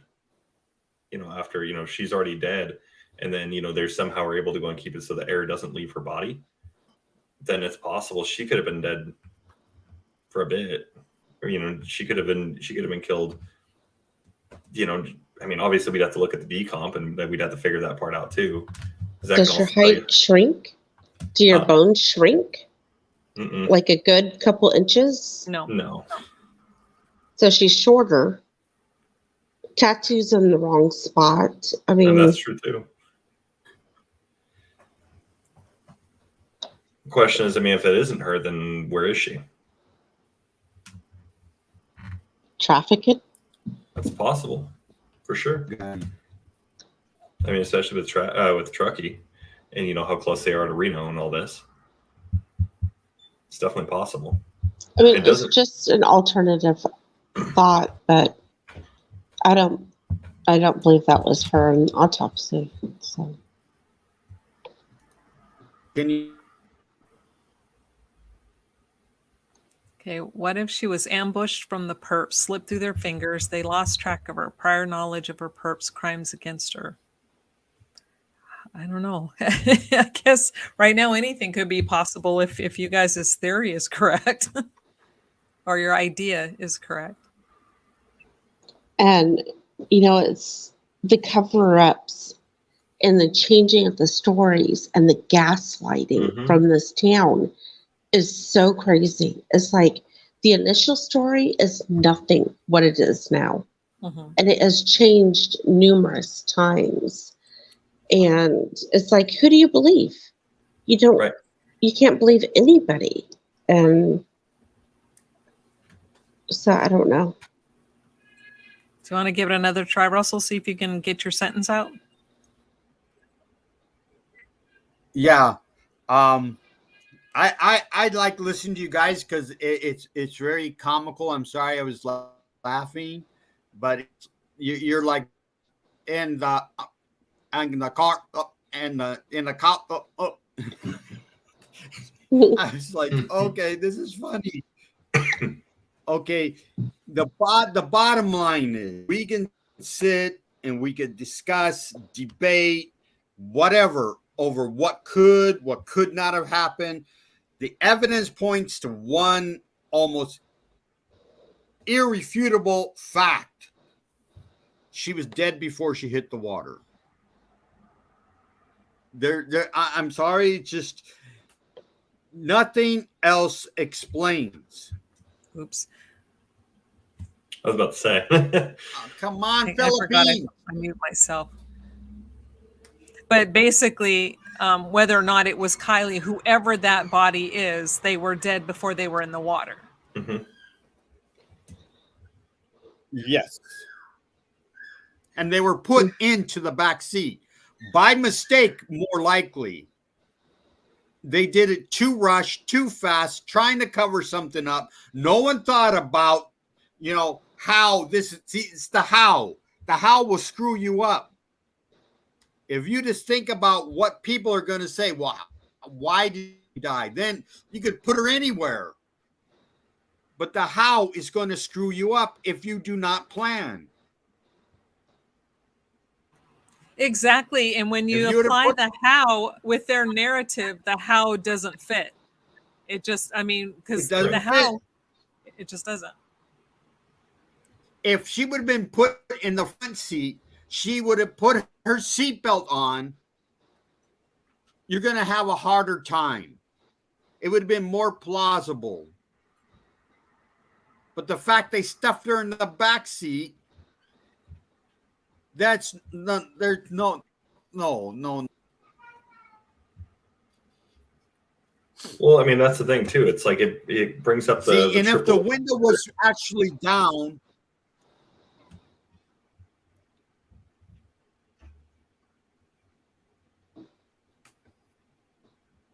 You're muted again. I am so sorry. My heater comes on and it's so loud, so I don't want to interrupt with anybody. But Russell, I was saying William was going to say something, so hold on just a second. Finish your thought in just a minute.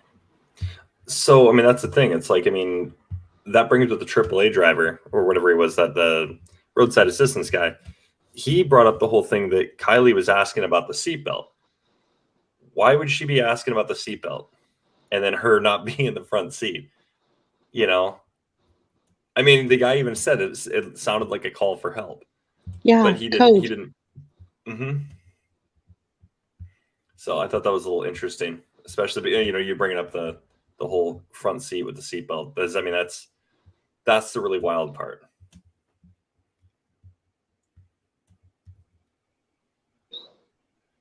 It would have been so much better if they would have found her in the front seat with her seatbelt on. Then the dogged investigator still would have and went further, but the average pathologist would have said, "Oh, she drowned," and that would have been the end of it. Well, and that would have been the end of it for like 90% of the people who we were even looking into this. They wouldn't have stopped to look further. We would. Our group would have, but yeah, exactly. And here's the thing they screwed up on. One, she's in the back seat. Two, the front door window is open.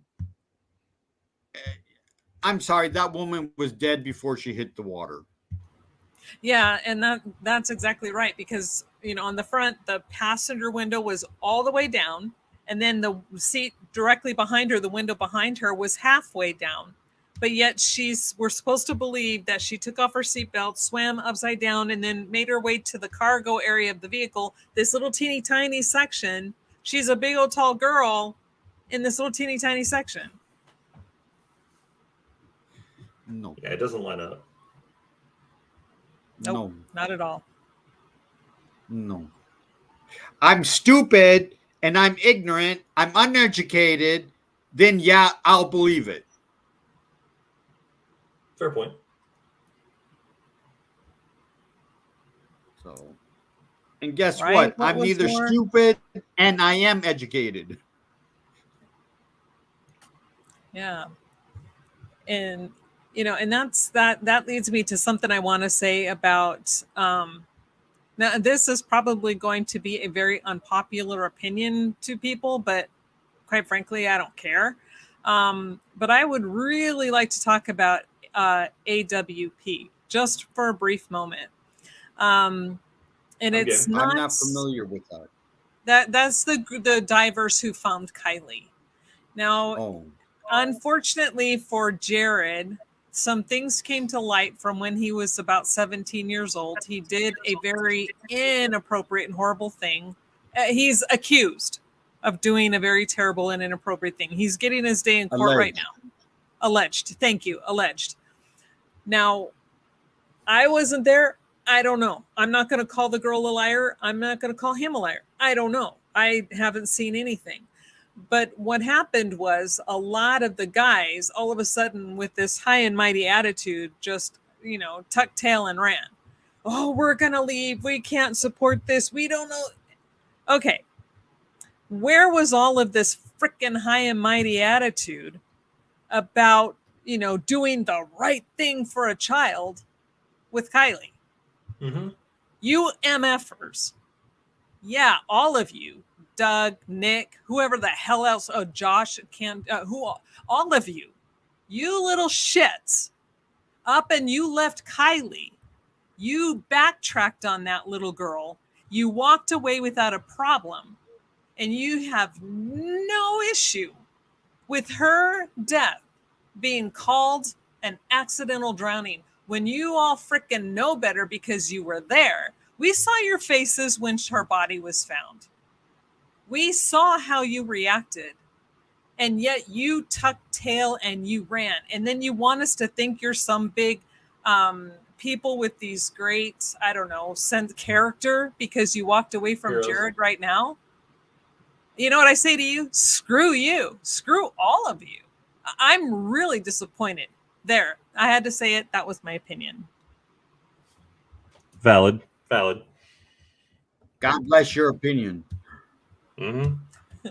It irks me because, it's, for one thing, now I'm not saying Jared's innocent. I don't know, but that's just it. We don't know. He hasn't had his day in court. And if he's found guilty in court, he will do his time. But the reality is that these guys, they, both Doug and Nick, and then this Josh guy, all three, well, I know Doug and Nick for sure. They were there. They were the ones who found this young lady. And the moment that law enforcement came out and they're like, oh, it was accidental. Oh, okay, well, we're not going to argue it. No, we're not going to release any more video. We're just going to leave it alone. We're walking away. You yellow-bellied jerks. They're jerks in my book. So I went, the moment I saw that, I went and I unfollowed every single one of them. Well, with the exception of AWP. I know Doug is still on there, but, and whatever happens, I'm waiting for the trial. And like I said, I don't know the full details. That's neither here nor there. Not my place. It's not my monkey, not my circus. But the fact that they could act like they're so high and mighty and have all of this, I don't know, goodness about them because of, they can walk away from Jared and all of this stuff that AWP was doing. Forget what, they could have stayed to continue regardless of whether or not. They could have stayed to help and continue helping people, but they all left. And then they want us to think that they're, I don't know. I know I'm being redundant and repeating myself. I'm sorry, but I'm pissed because, you guys want me to think you're important and you want me to think like you have some type of moral compass. Then get your asses back out there. You show that freaking video you took. You tell the world what you saw and you stick to your guns. But no, as far as I'm concerned, you're all cowards. 100%. 100%. I agree. But okay, I'm sorry. Yep. 100% on that comment too. Oh, it drives me insane. Mm-hmm. They've got a lot more. That's the thing is that AAA driver or whatever he is, the roadside assistance guy, that should have been followed up with hard. They should have got the video footage. Should have got, this whole thing needs that should have been there. But they're not. Yeah. And when Nick came up out of that water, the look on his face, right? That dude was like, it's like he was scared, not only hurt, but it's like for me, and maybe I'm reading into his facial expressions, but he looked scared when he said that looks suspicious. That dude meant what he said. Mm-hmm. And it's not like his opinion came from somebody who doesn't know a suspicious death. And then have him turn around and go, oh, okay, yeah, it's accidental drowning. We're not going to talk about it anymore, so don't ask me. Mm-hmm. Screw you, you freak.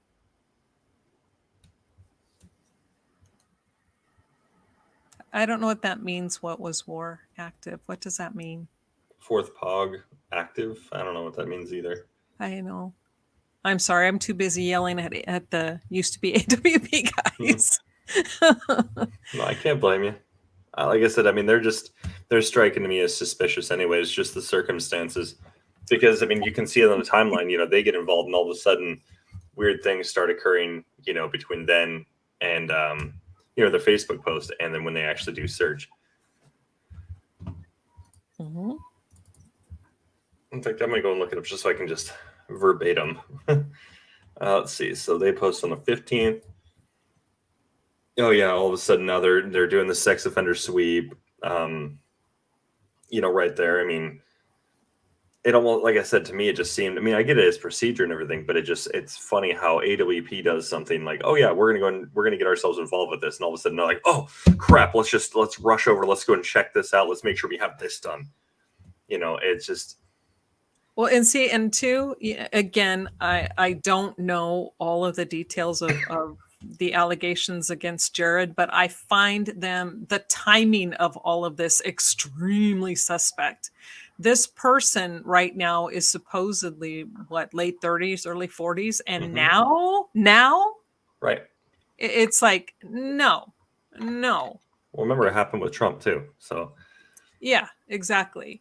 So it's like, and again, I'm not saying that she's lying. I'm talking about the timing. Why now? Well, and we also got to remember too, look at what our country is starting to do anymore. It's, it's no longer innocent until proven guilty.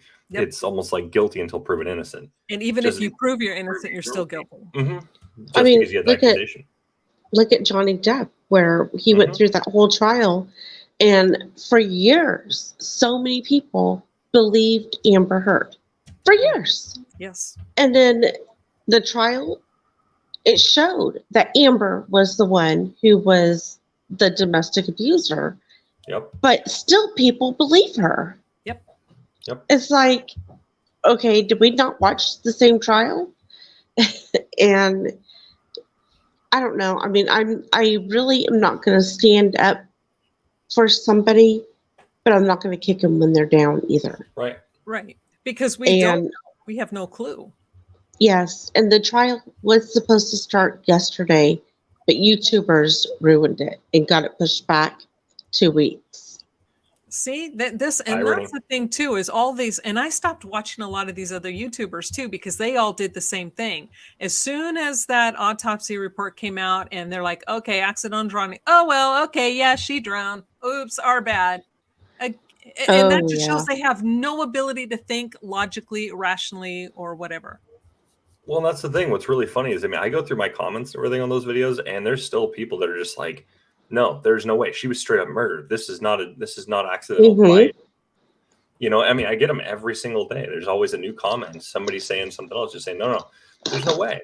You know, it's just, it just tends to be these YouTubers and, you know, these people producing content that are just going along with it. The question is why?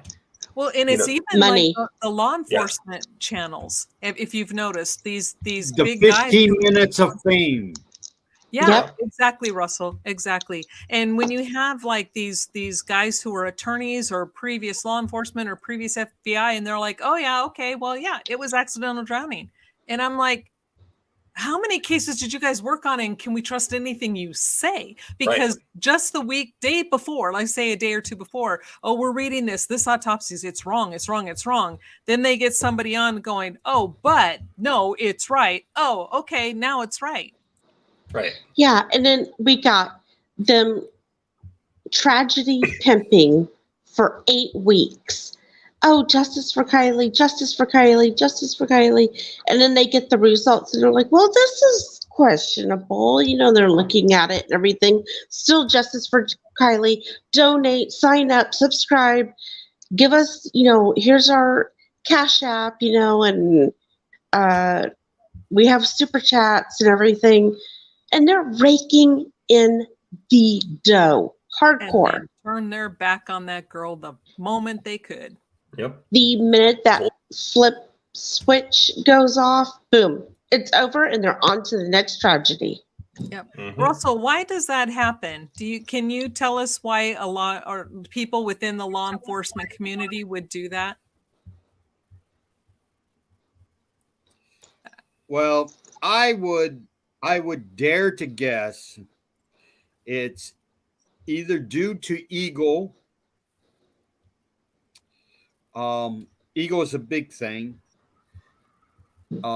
Jockey placing, 15 minutes of fame. Because if you're a person and in your mind you feel you're nobody and you're going nowhere, even though you may be in a job position that is, you know, arguably really good or a little up there, but if you feel that you're a nobody, that you don't have a voice, that and like this, then here's my time, and you know, damn the consequences, because I'm going to have my time. I'm going to have my moment. And if they find out that I was wrong, it's okay, because I never felt I was right in the first place. Oh, okay. So it's not going to hurt me. That makes sense. But if I'm right, it makes me look really good and validation. So they win no matter what. It sucks.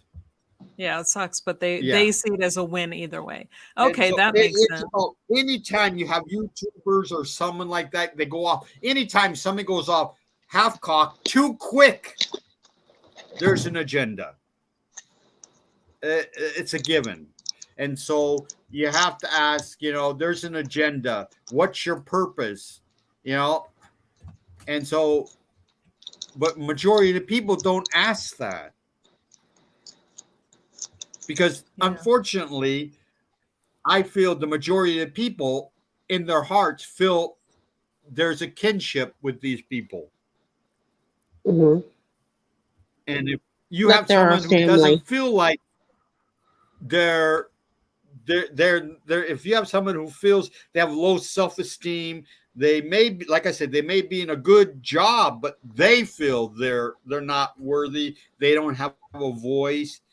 And then you're talking to people in general who do not feel they're worthy, do not feel like they have a voice. They do not feel, and of course, they're going to latch on to this because everybody wants the self-validation. And I think it's criminal.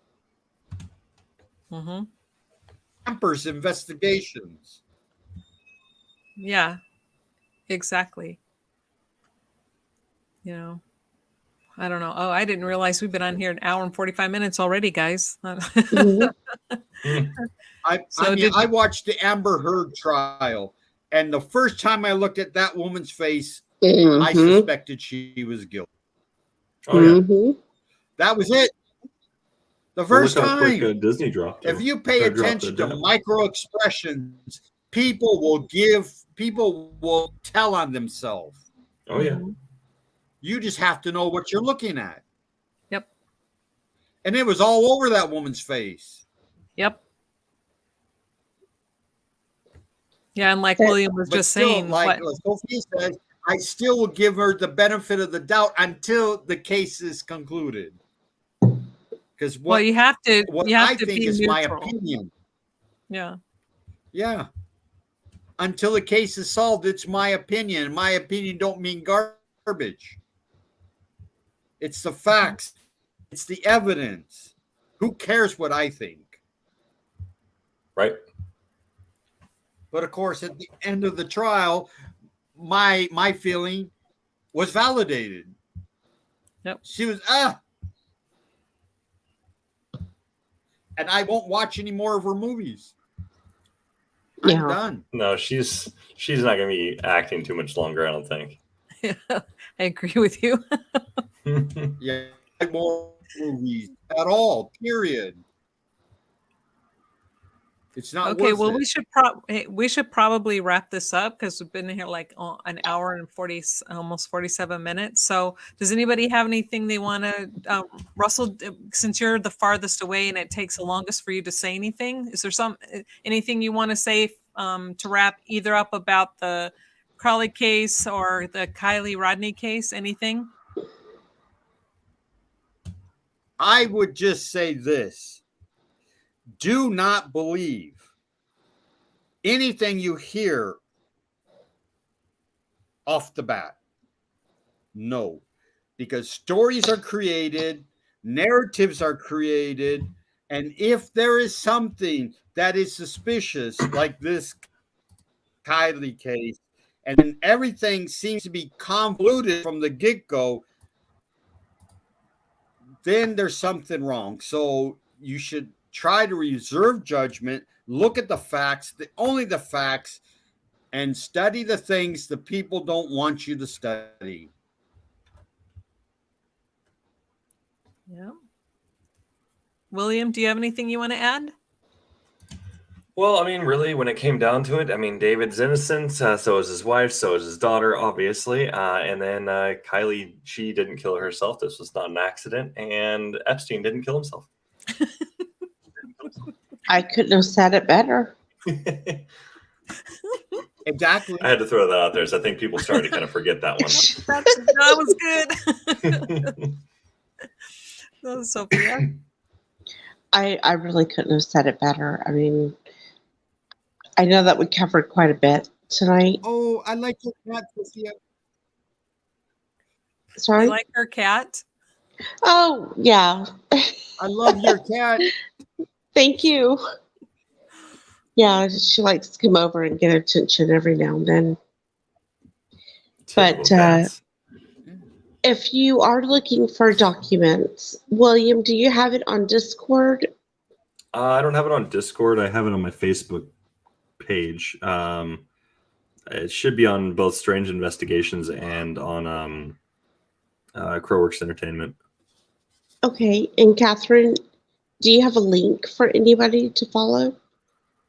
To the documents for the Kiely Rodni case. Oh, we have. Not with the Kiely Rodni case, because I really have. I've just been kind of falling off, following everybody else's heels because I'm waiting.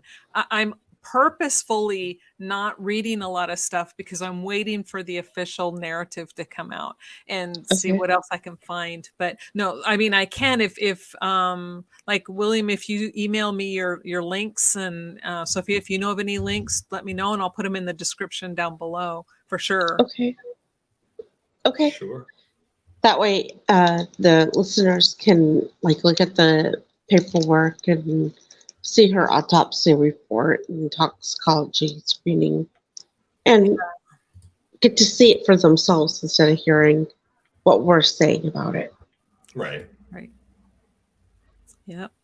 And and as far as, it just reminds me so much. I see the injustice with Kiely as done with David and his family. It's like, in a sense, even though she hasn't been blamed, in a sense, she's being blamed for her own death, when, blamed in the sense it's a quote unquote accident. It's the same thing like with David. He's being blamed and both of them are victims. And, especially, I can't implore people enough to ask you to please dig into the David Crowley case.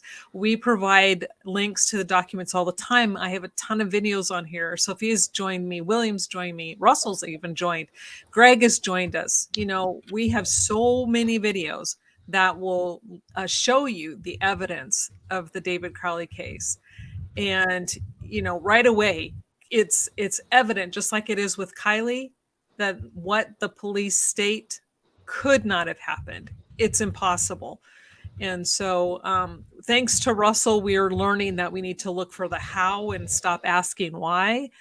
And so I'm still in the process of learning how to do the how in the Crowley case.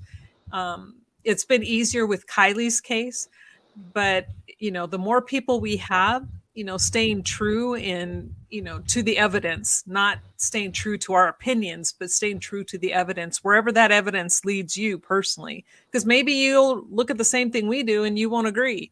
But the evidence, I think, only has one truth. I don't really believe that evidence can be seen two ways. It's one way or the other. So 100%. Russell, does the evidence ever provide different opposing opinions? No. Okay, so there we have it. The evidence Very is short and sweet. First of all, the one thing I like about evidence is unbiased, it's unprejudicial, it cannot be bought or sold, it has no favoritism to race, to not race because we're all the human race, but to any ethnicity, to any social status. It doesn't care. It is what it is. The only downfall with evidence is its misinterpretation by the human factor. That's there you it. Go. That's good. Evidence is the way it is. It is. It is. You can't look at evidence and say, "Oh, it was orange." No, but I saw green. No, if it's black, it's black. Mm-hmm. And you have to stop looking at evidence through a biased lens. You have to ask. That's why it's very critical when you look at evidence. When I was teaching my forensic psychology class in the university, I was telling people, you don't mean anything. You are inconsequential. What you believe, whether it's God, whether it's science, it doesn't matter what you believe. It's the evidence. Mm-hmm. And it will lead you down.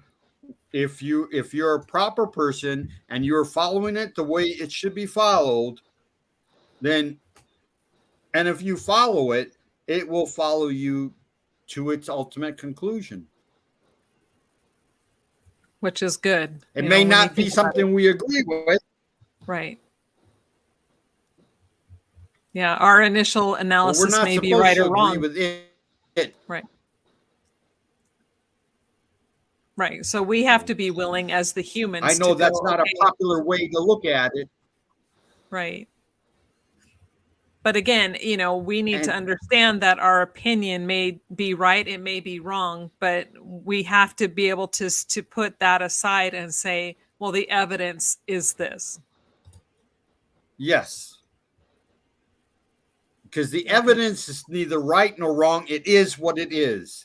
Mm-hmm. It's up to us to look at it, to put ourselves aside, and to accept for what it is that we are seeing. Because the evidence will tell you the how, the when, the why, the where. Everything you need to know is staring at you in the face. We are the ones that hamper it. Mm-hmm. Yep. Well, thank you, everybody. Thank you for joining. And I want to say thank you to No, she's still here. I'm here. Thank you, What Was War, for joining. And that was really sweet of you. This was a really sweet comment. You have no idea how much I needed that today. Thanks. And thank you, Deb. I wish you could have, I know you were busy, but thank you for joining. It was good to see you. Greg, I really hope you feel better. Sorry, dude. And I know you would have joined us too if you were feeling better. So thank you for at least joining for a little bit. And thank you, Sophia and William and Russell. You guys, you made the discussion so much better. And William I did see that he emailed me the links to his stuff. So probably tomorrow morning, I'll go in and put those links under the description on YouTube. So appreciate it. Thank you. Thank you. Like the end editing. What? I'm sorry, what? Catherine, I like the end editing. I like the end, the final editing. Oh, good. So you have to give me the final okay to send it to Greg, but you liked it. It was good. Oh, so that's what you're saying. I'm tired. You have the final okay. I'm giving it to you. Perfect. Good. I'm giving it to you. Okay, good. I can't wait till people read that chapter. It's amazing. Oh, we are, and just for those who don't know, we're collaborating on a book. And William, I believe, I don't know if William, if you're writing a chapter, but you're doing the cover yeah. work, right? And it's just about done. I'm putting up the finishing touches right now. So awesome. So Sophia, Russell, and myself are writing some of the chapters in the book, and William is doing the cover artwork. Greg is writing. There are other authors, and it's going to be amazing when it's done.